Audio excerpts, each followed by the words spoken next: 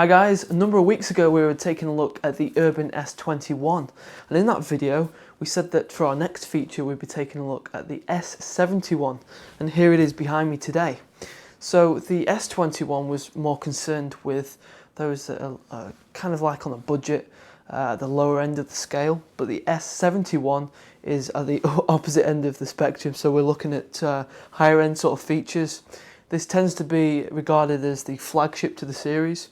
So as you can see, it's a full tower as opposed to a mid tower. And then inside, with the S21, we criticised it for the cable management capabilities.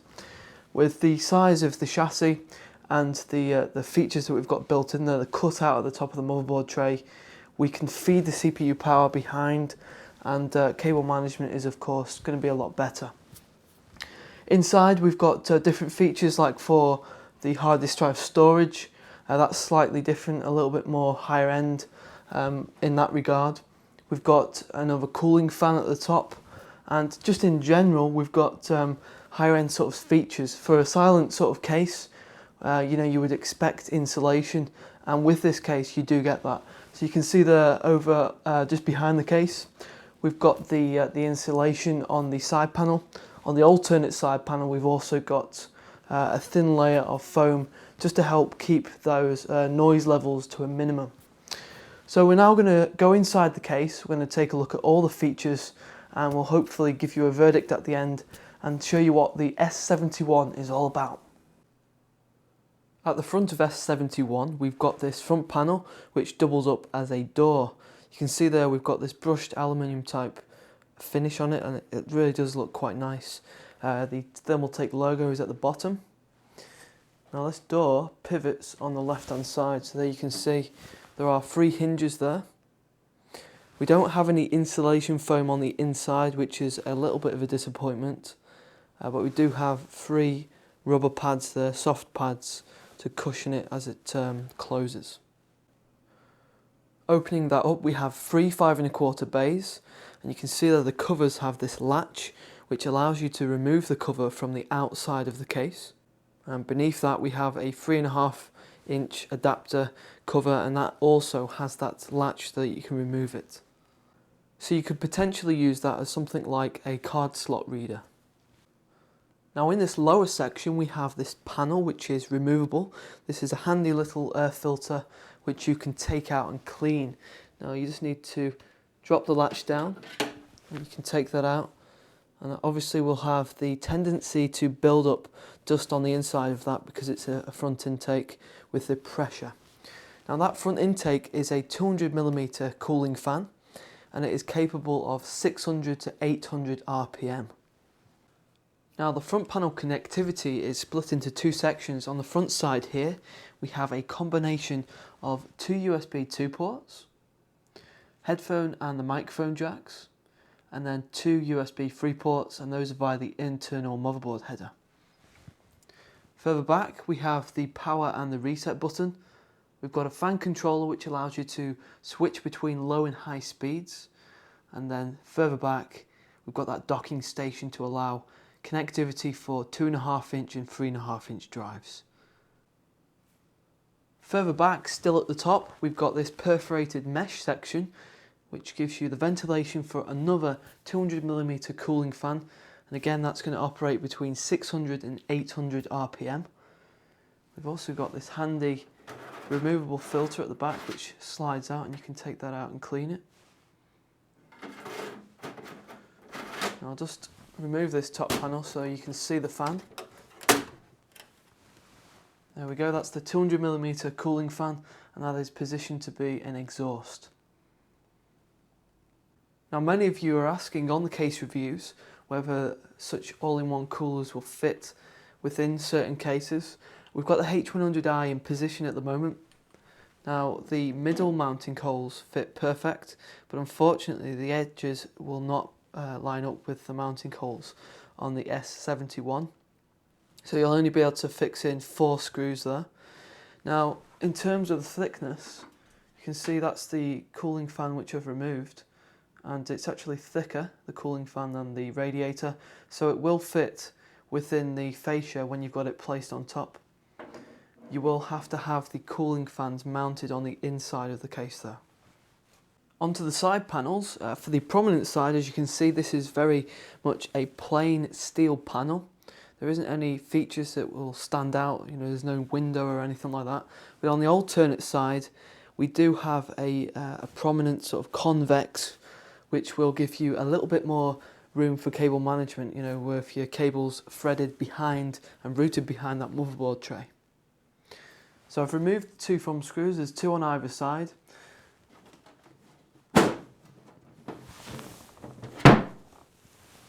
And both side panels incidentally have the foam insulation to prevent the noise from escaping out the case, you know, to keep those noise levels to an absolute minimum.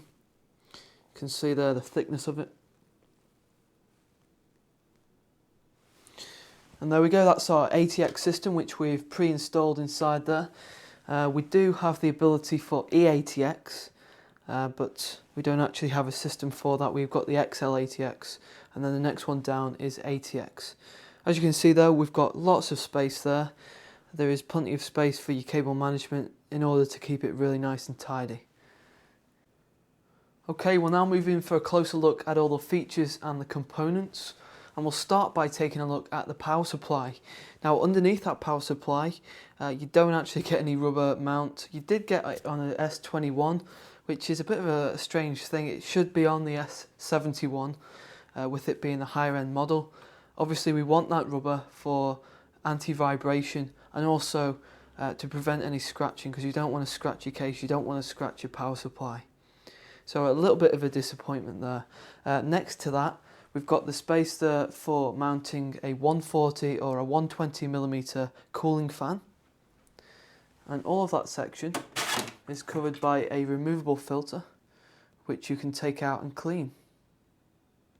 Directly above this we have 8 PCI expansion slot covers. Each of these has the ventilation to encourage better airflow inside the system. And they've also got the thumb screws, which is great to see because that's easier to get your devices in and out. Now next to that we've also got the circular rubber grommets for tubing or cabling. Now in terms of your cooling options, at the back of the case we've got a 120mm rear exhaust fan, and that's going to operate at 1000 RPM. And then at the top of the case, as we've previously seen, there's a 200mm cooling fan, and that is going to operate at between 600 and 800 RPM. So both of those are exhausts.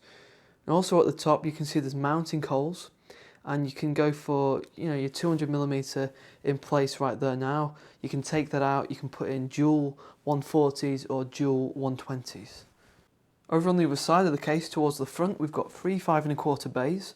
Each of these come with a toolless design mechanism for getting your drives in and out really easy. And to do this, all you need to do is obviously take the cover off the front there, slide your drive in and then push the latch in, and it fixes it into place. It really is as simple as that. Now beneath that we've got a 3.5-inch adapter. Now obviously that is going to correspond to the front 3.5-inch drive bay cover. So you can pop in something like an SD card slot type of device, or you can even put in a hard drive if you were to run out of space beneath. In terms of hard drive storage, we've got a large cage which can entertain up to 5 different drives, so you've got the ability there for 2.5-inch or 3.5-inch drive installation. And this cage is actually riveted inside the chassis, so you can't actually remove it if you were to want to increase graphics card compatibility. But as it stands anyway, the graphics card clearance is very good inside this case, and that's something we'll take a look at in a bit.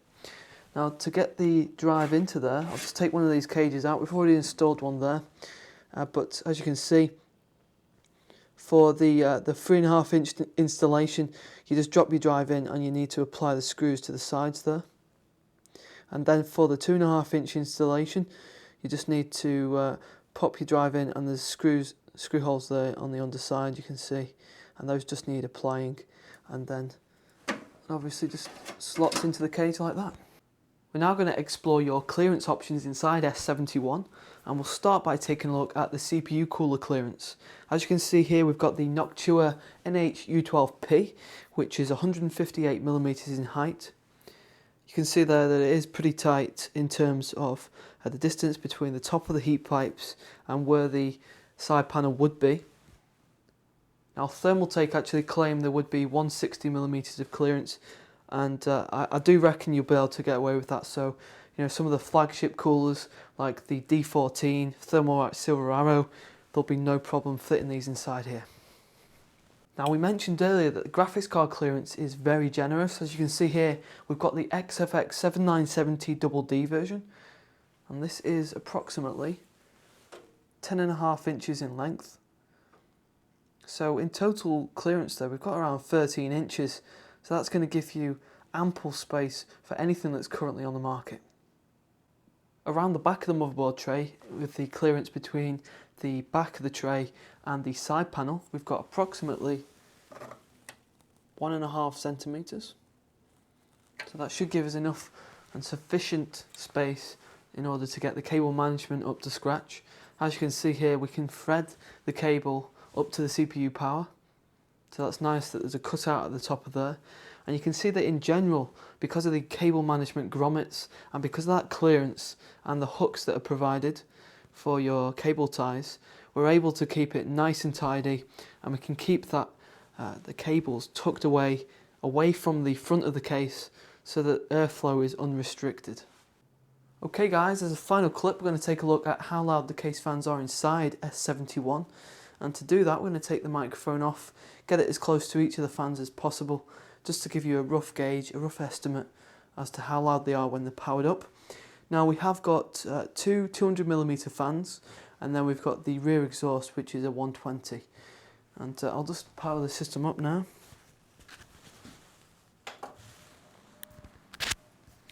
Now we're going to go for low to begin with, because obviously this has got a fan controller, so this is low on that fan controller at the front panel.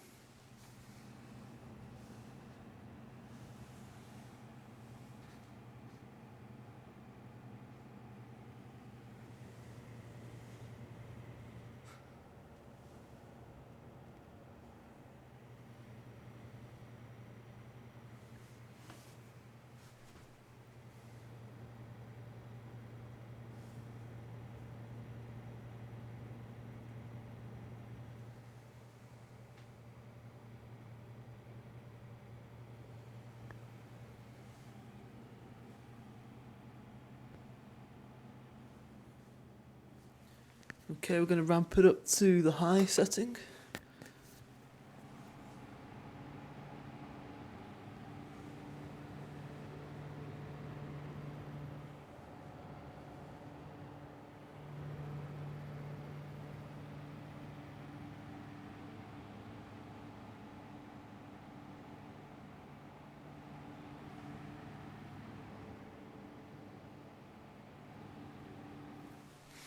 So from that you will be able to establish the difference between the low and the high setting.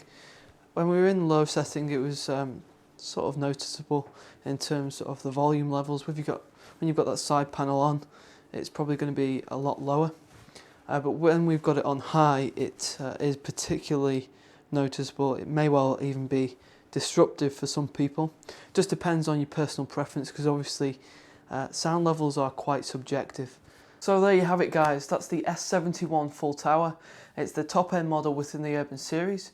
Comes with all the features that you would typically expect from a higher end model, with the substantial number of cooling fans.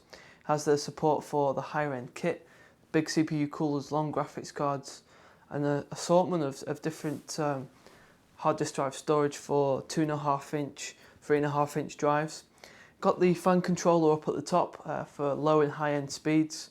And it got the good cable management, which we didn't see on the S21, but we've got with the S71. And of course, you've seen all the features today, that there is many more things that we could talk about. Now, in terms of the pricing, you're going to expect this for £90 in the UK, and then we're over in the States, $150 US. So, you know, it's going to sort of be placed around some of the big boys in the silent enclosure sort of arena. Some of the ones that come to mind, Silencio 650. We've got obviously the stuff from Corsair, and we've also got the Fractal Design R3, R4, which are very, very popular in that sort of price range. So, you know, it's going to find it quite difficult to sort of get attention with all those cases around it. But it is a fantastic sort of first attempt for Thermaltake. They've not done this sort of thing before. And from what I've seen in terms of the quality, the features and the price, it is a worthwhile investment. So guys, if you want to check out the thermal performance, jump over to vortex.net. There will be a review article over there, and I will pop that link in the description as soon as it's available. If you haven't already, please subscribe if you have liked this video. That would be really appreciated, and I shall see you soon.